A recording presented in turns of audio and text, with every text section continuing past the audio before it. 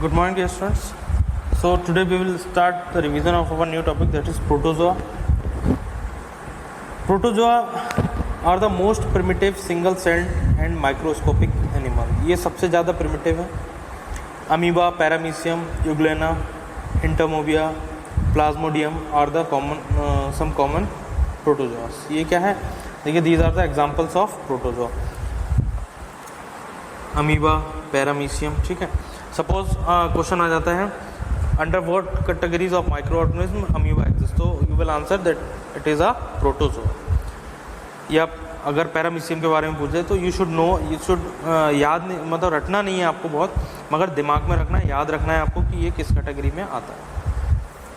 Most protozoans अगर singly but some form colonies also. कुछ single रहते हैं और कुछ जो है वो कॉलोनीज मतलब इकट्ठे भी होते हैं. कॉलोनीज़ का मैंने बताया था, ये एक तरीके का इनका शेल्टर है. आप कॉलोनीज़ का मतलब ये बिल्कुल मत समझना कि जैसे बल्लभ नगर कॉलोनी बना ली इन्होंने या इस तरीके से, या अशोक कॉलोनी बना ली. कॉलोनी का मतलब यहाँ पे ये बिल्कुल भी नहीं. They do not possess cell wall as in plant cell.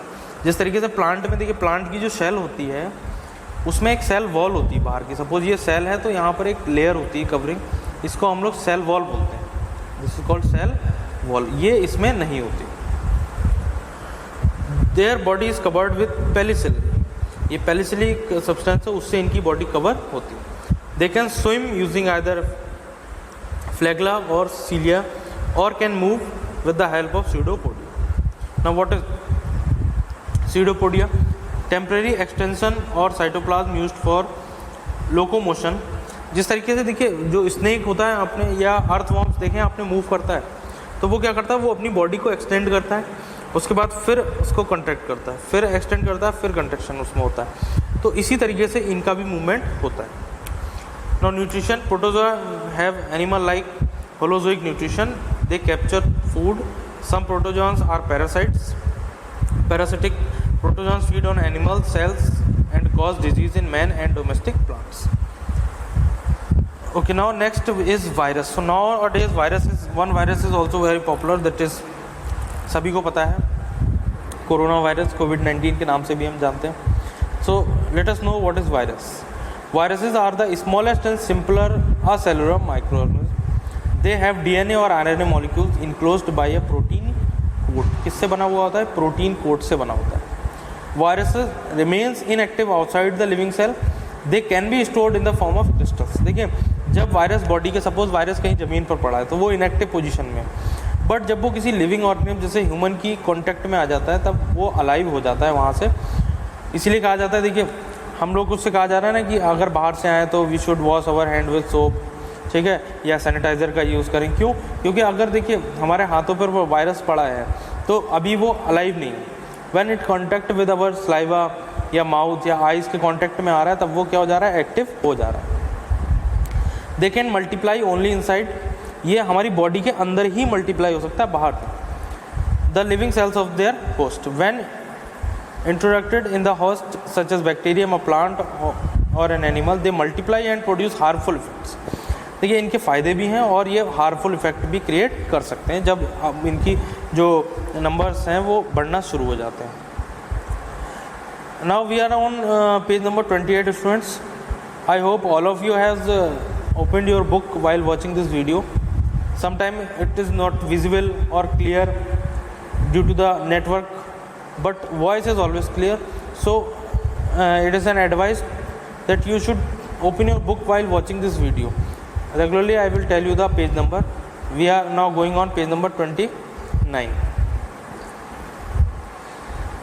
Viruses are so tiny that they are seen with the help of an electron microscope only. इतने छोटे हैं कि ये किससे? इलेक्ट्रॉन माइक्रोस्कोप से ही देखे जा सकते हैं. Virus are regarded as connecting link between non living and living beings because they behave as living inside the living cells and non living outside the living cell. अभी मैंने बताया था आपको कि अगर ये बाहर हैं लिविंग ऑर्गेनिज्म, किसी बॉडी के टच में नहीं है, तब तो ये इनएक्टिव रहेंगे, अदरवाइज ये लिविंग हो जाते हैं, अलाइव हो जाते हैं. इसलिए इनको कनेक्टिंग लिंक भी बोला जाता है. नाउ अब we know that there are some demerits or harmful effects of microorganisms, but there are also some importance or benefits of microorganisms which are as follows. Like in food industries, Number 1, role of bacteria in food industry. Role of bacteria in food industry is given as follows: making curd, दूध से दही का बनना, ठीक है. This is due to the bacteria known as Lactobacillus, ठीक है. ये जो बैक्टीरिया होती है इसकी वजह से ही कर्ड का फॉर्मेशन होता है.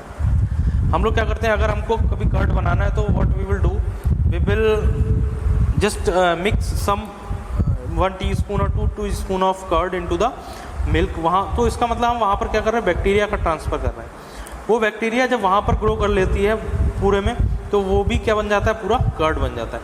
So without this bacteria making of curd is not possible. तो यहाँ पर पहला जो इसका बेनिफिट है that is for making curd. You should learn this name of bacteria as well as spelling of this bacteria because it might be asked in your exam. ये important देखिए question है. Making pickles, bacteria are used in making pickles, अचार बनाने के लिए. Improving flavour of butter, bacteria are inoculated into cream to make flavoured butter. Flavoured butter बनाने के लिए भी इसका बैक्टीरिया का यूज़ होता है. Making wine and vinegar, wine और विनेगर बनाने के लिए जो हमारी शुगर होती है उसके थ्रू जब बनती है तो तब भी बैक्टीरिया का इसमें यूज़ होता है. फॉर मेकिंग चीज़, ठीक है. Next point, now we are on page number 30. Bacteria help in ripening of tea leaves that gives them characteristics aroma and flavour, ठीक है. Tenderization of meat, bacteria act upon tough muscle fibres of meat and make them soft, this is called tenderization. Preparing rough for bread, idlis, dosa, bhaturas and dhoklas. So these were the use of bacteria here. Now what are the use of algae.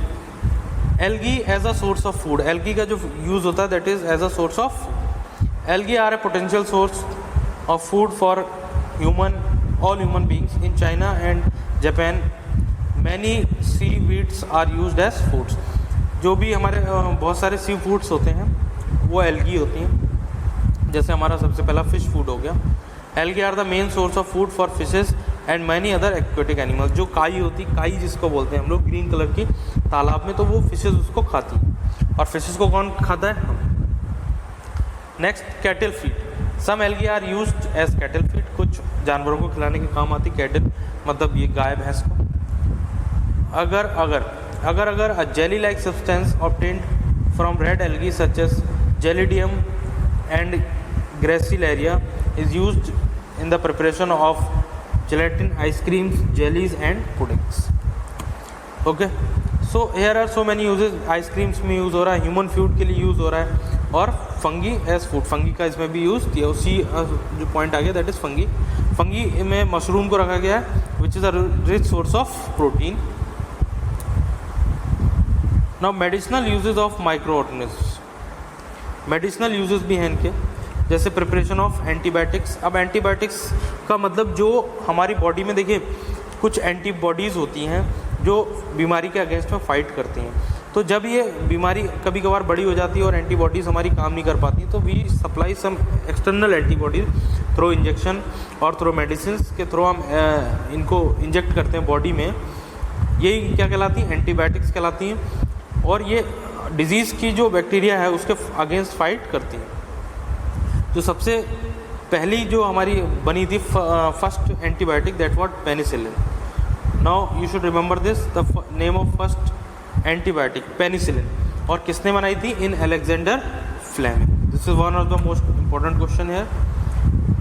For preparation of vaccine, vaccine बनाने के लिए भी इसका use होता है.